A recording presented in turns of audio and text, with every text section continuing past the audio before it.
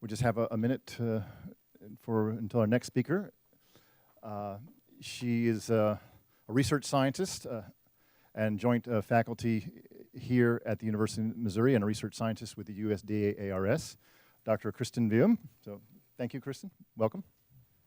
All right, so I guess so first I'd like to thank Gregory for the invitation. It's not very often that I get a chance to really dive into some of the details about what I do and talk about methodology and tests for producers. But to give you a disclaimer, I'm a lab scientist. I've been in the lab in one form or another for almost 30 years. So I started back in high school. So if you want to do the math and figure out how old I am, that's up to you. But I'm going to talk about a specific aspect of my research, which is developing affordable and interpretable tests for producers. So how many of you are farmers or producers? Okay, so what I'm doing here, this work is for you. And how many of you are lab people? I know I see some out there. Yes, Mangela, raise your hand. Okay. So soil health is about that intersection of these ecosystem services. We've heard a lot about that today. And it's about trying to simultaneously optimize all of these ecosystem services. So as a lab scientist, then, my job is to find soil measurements that are chemical, physical, and biological that reflect these ecosystem services. So this is just an example of some of the measurements we've used in the past. This was from one study, and obviously there's an awful lot going on here. So the question then becomes, what do we measure, and how do we measure it? And what are really the important things that we want to measure?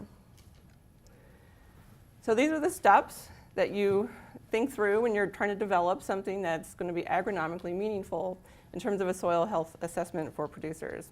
So the first step then is to select those soil functions or those ecosystem services that you want to represent. Then you go on to select the indicators or the measurements that reflect those functions, right?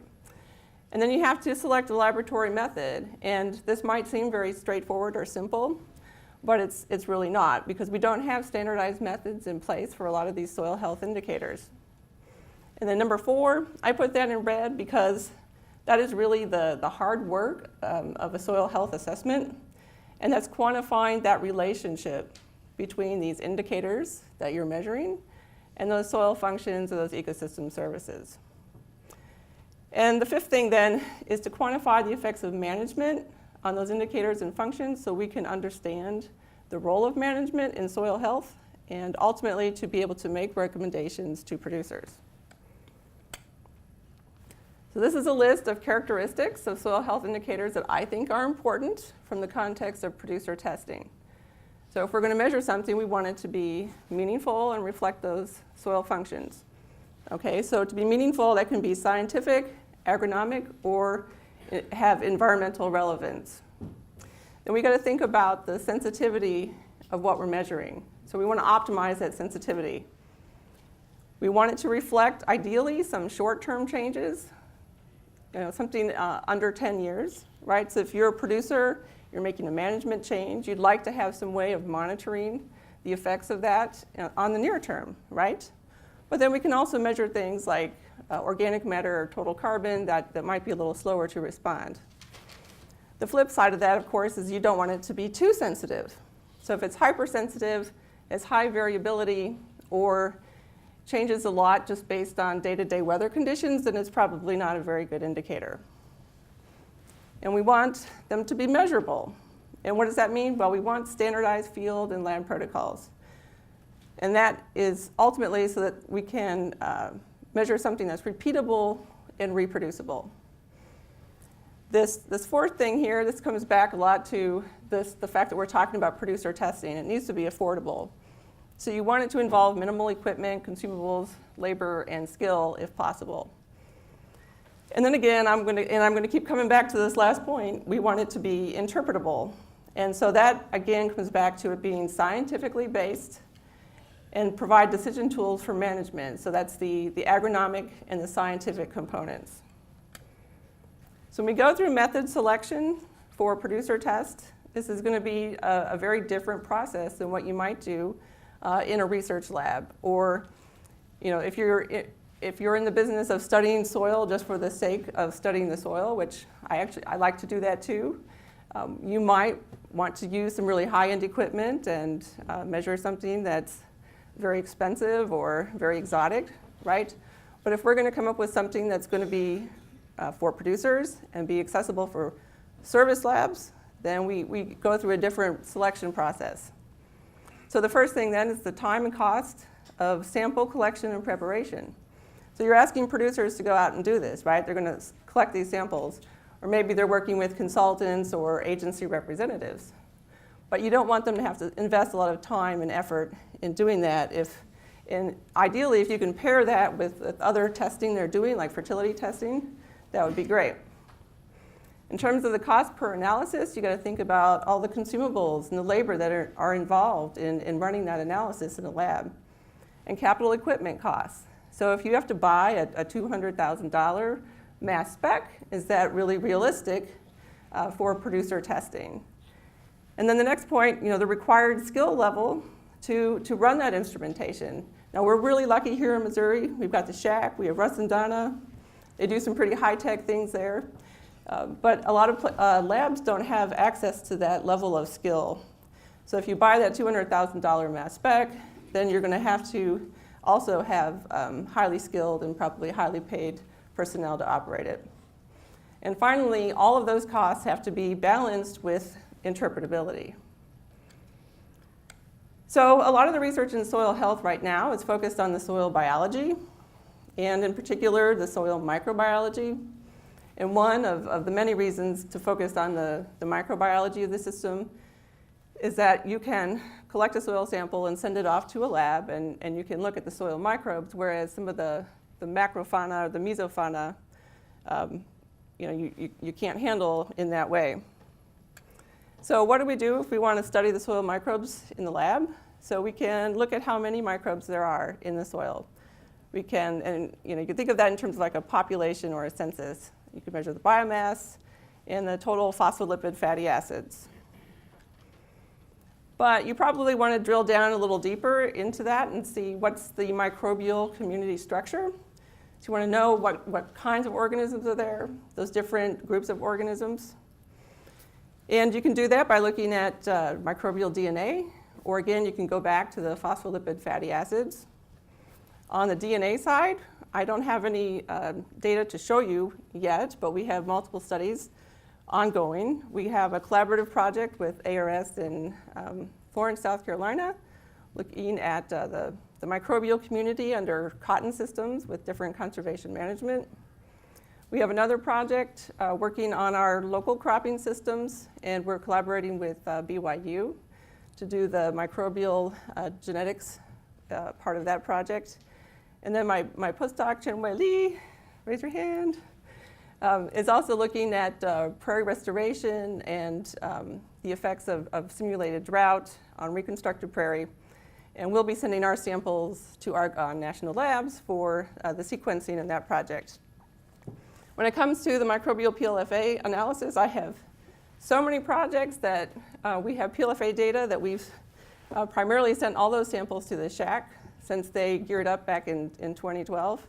And so we have a ton of projects and data. And so this, on your bottom left, is an example of what some of our PLFA results look like. And that's looking at the effects of management practices on total PLFA, that's the height of the bar, as well as the distribution of the microbes in those different groups.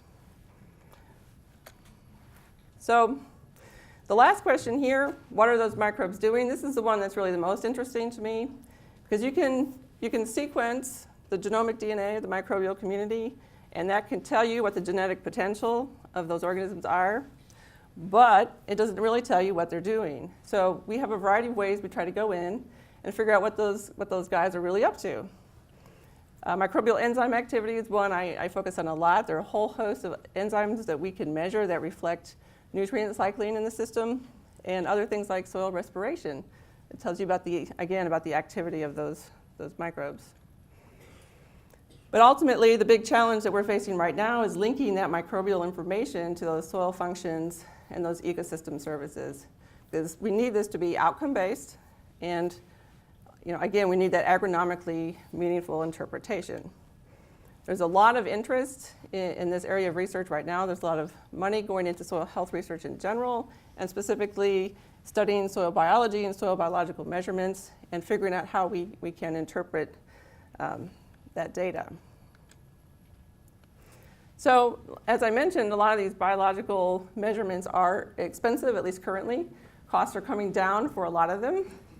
But we're also working on ways to inherently reduce the cost of testing these things. So one of my ARS colleagues, Veronica Acosta-Martinez in Lubbock, Texas, has developed a very new, this is like hot off the presses, multi-enzyme or simultaneous enzyme test, where you can, with one sample, measure anywhere from 2 to even 4 enzymes at the same time.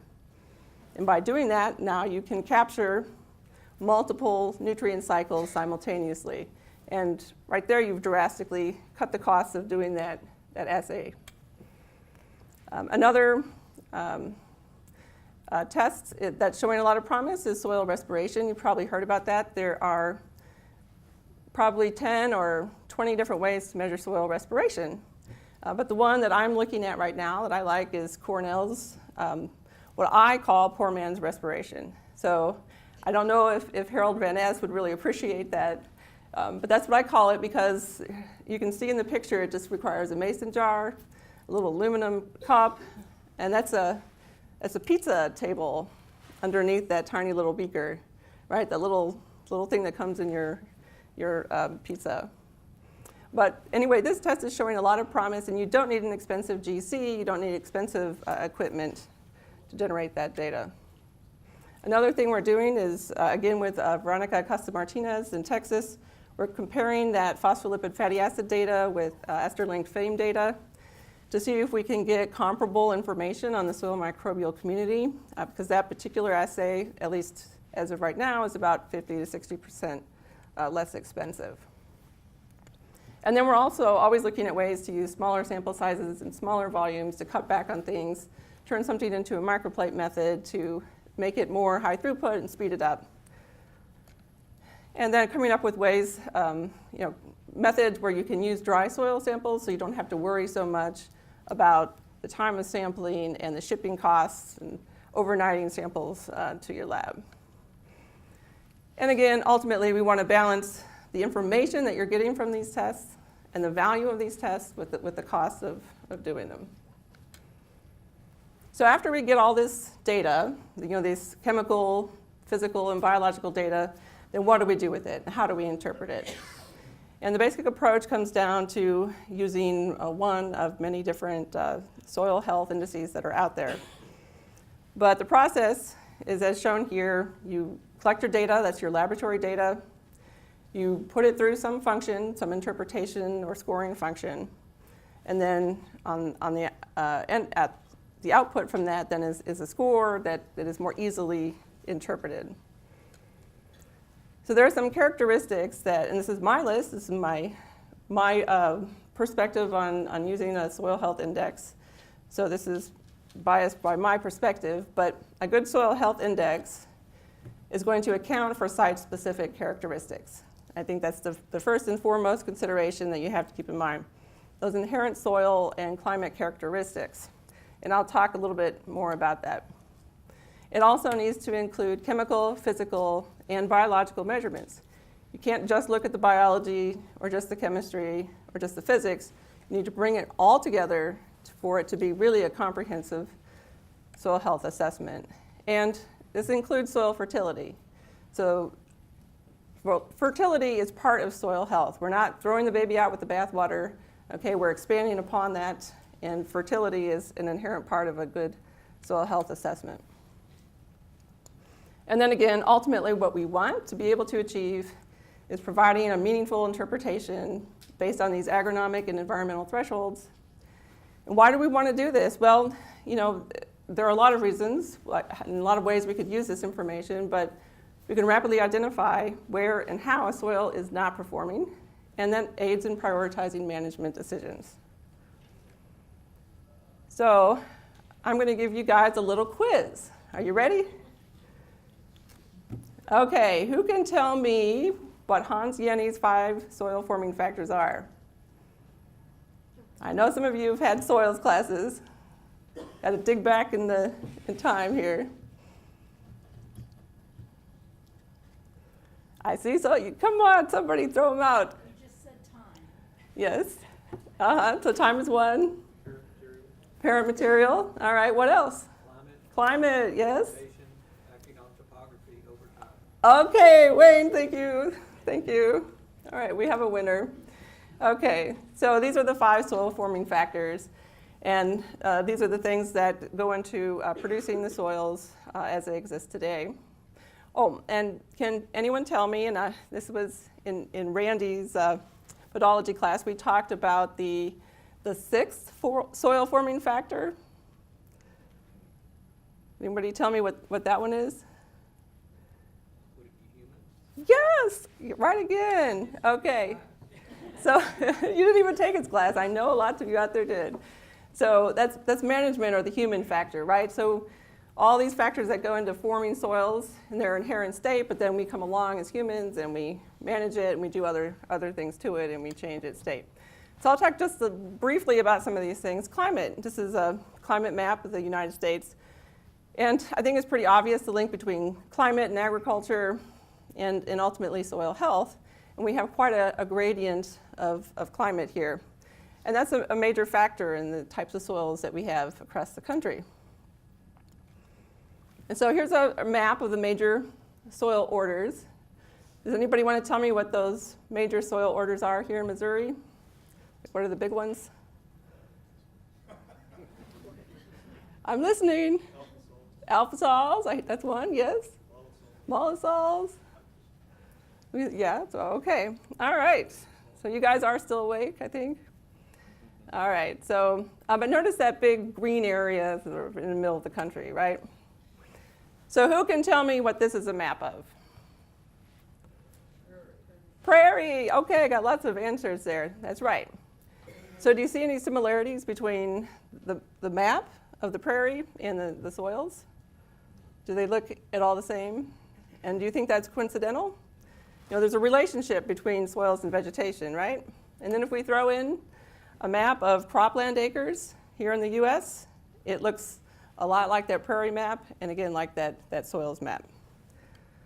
So again, that's the role of soils and vegetation in this whole process. So why do we care then about soil taxonomy? Well, you know, I'm not going to go into all the details here, but we know soils are not all the same. Mollisols are not the same as alpha sols, and one of the key components of soil taxonomy is that texture. And it's the soil texture that's going to determine how much organic matter that soil is even capable of retaining or building. It's also a key component in how much water the soil can hold. And I think Wayne had some slides related to that in his talk. So if you put this all together, this is my diagram or my representation of soil health. So you start with the pedology, those 5 soil forming factors. And that defines really the extent of what's possible with a soil. What is that inherent potential of any given soil? And then you throw in the management component, and then you start diverging into any number of different directions, and then we have this gradation of soil health. So there are several different soil health indices out there that are available to use. There's the Soil Management Assessment Framework. This is the one that I like to use the most, because it does utilize soil taxonomy and a variety of site characteristics and these nonlinear scoring curves. I have on there that it may need more regional validation. I should just cross out the word may. It definitely needs more regional validation. That's one of the things that we're working on with other ARS scientists right now. There's also the Comprehensive Assessment of Soil Health. That's the CASH, that's Cornell's system. They originally based that on soils from New York, but they have more recently brought in Midwestern soils and modified their algorithms.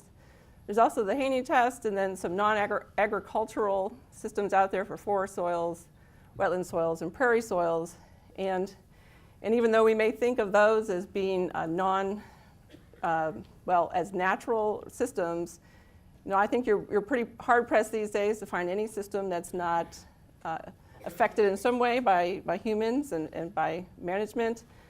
And even our remnant prairie here, east of town, it's managed through prescribed burns and other methods. So even in those ecosystems, we want to think about how management affects soil health.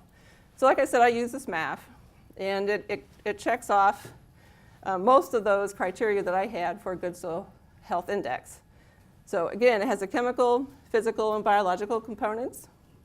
It also includes fertility, because for producers, you really need that information. And you can see there's a range of different measurements that you can choose from. But it accounts for soil taxonomy, texture, slope, and climate. And it's the only soil health index that really made an effort, going back to when it was first developed, to do that. So I know I'm on a university campus here. I'm talking to a bunch of scientists and producers. I felt it was important to at least have one slide with a bunch of equations on it, right? So you could feel like you're getting your money's worth today. So these are the algorithms, at least some of them, that the SMAF uses to parameterize those scoring curves. So I'm showing you pH. That's an optimal curve. And a lot of that is parameterized based on the crop. It's very crop-centric. If you look at PMN, it's dependent on organic matter class, texture, and climate. Phosphorus, this is very unique, and it's a good thing to point out here, is that the ascending curve of the phosphorus algorithm is based on plant needs, so the crop requirements for phosphorus. However, if you have excess phosphorus and you combine that with slope, then you get penalized in your score. And then we have beta-glucosidase, and so anyway, there are algorithms for every indicator in this MAF.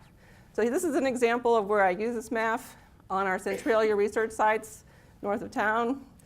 We had a variety of corn soybean systems, some CRP, and some on-farm, adjacent on-farm sites. And we measured all those different things. We put them in this MAF. We scored it. And if you see, there was a general divide between the perennial and the annual cropping systems. Within the perennial systems, we saw effects that were based on the type of vegetation that was present. And then within the annual cropping systems, we found that tillage and rotation diversity were the primary factors. And again, we did this at Sanborn Field. This is a site that we sampled it. At the time, it was, I think, around its 120-year anniversary. It's now at 130 years that it's been in operation by MU Extension, has been keeping this long-term site going. And it's a perfect example of soil health research. And we saw very similar results when we looked at the SMAF scores here. So again, we saw that split between perennial and annual cropping systems. And then within the annual cropping systems, in this case, we're looking more at rotation and amendment practices. So I put all this together in what I called my agricultural continuum of soil health, based on perennial versus annual, and then all the different management choices that are made within those types of cropping systems. However, it's limited to those systems that I studied. So one of the things I'd like to see in the future is that we expand research into more diverse and alternative management systems. So right now, FAR has an initiative to put research money into rangelands and pasture. And that includes livestock and grazing practices and things like grazing cover crops. And I've done a little bit of work in this area with Todd Lorenz of MU Extension.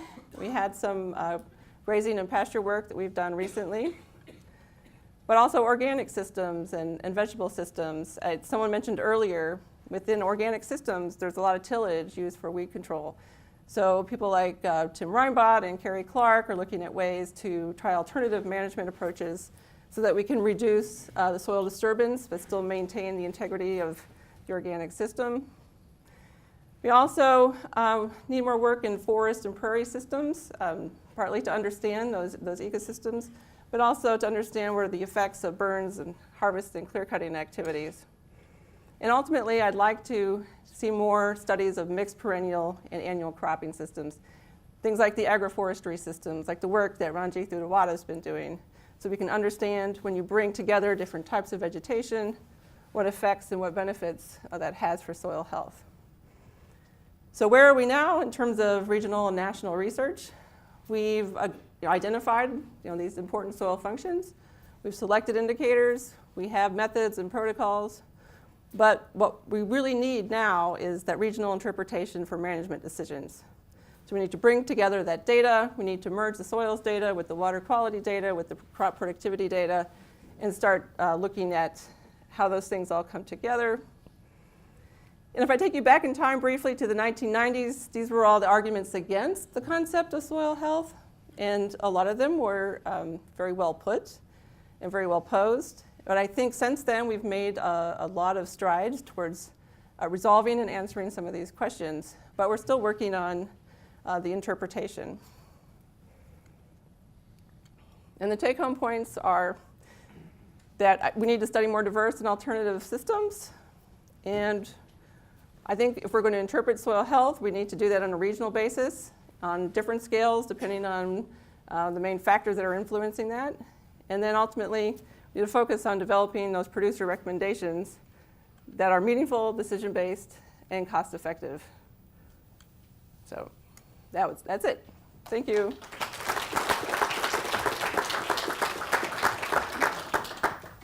Thank you, Kristen. Thanks for that excellent presentation. We do have time for a few questions. Dr. Lloyd Summer, please. Very nice presentation. I appreciate that. Thank you. Many people, when they talk about the chemistry of soils, just focus on nitrogen, phosphorus, and potassium. But we are beginning to understand that the chemistry is much more complex than that. Right. And how these compounds are speciated accesses their or influences their bioavailability. So my question is really how much further do we need to dig into the chemistry of soils to better understand this? You gave an example. Many people just do inorganic phosphates, but you did phospholipids, which is another pool of phosphorus that can be accessed. Right. So again, the question is, how much further do we need to dig into the chemistry and biochemistry of soils to really understand that influence on soil health and plant growth and productivity? Right. So I think in large part our knowledge in these areas is very compartmentalized. So a lot of people have studied the nitrogen cycle. We know those different nitrogen species.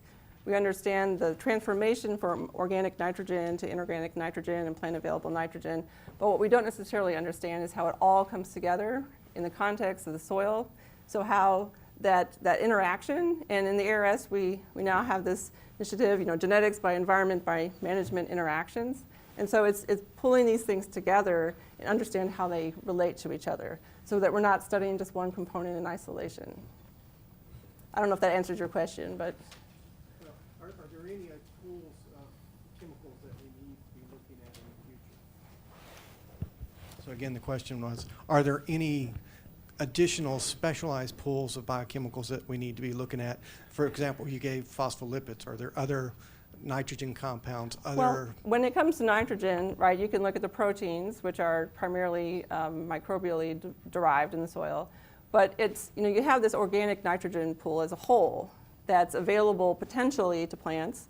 And a lot of work has been done over several decades to try to measure that organic nitrogen and relate that back to crop productivity so that potentially we can reduce our nitrogen fertilizer inputs. However, there are all these interactions with climate and with timing. When is that nitrogen being mineralized by the microbes?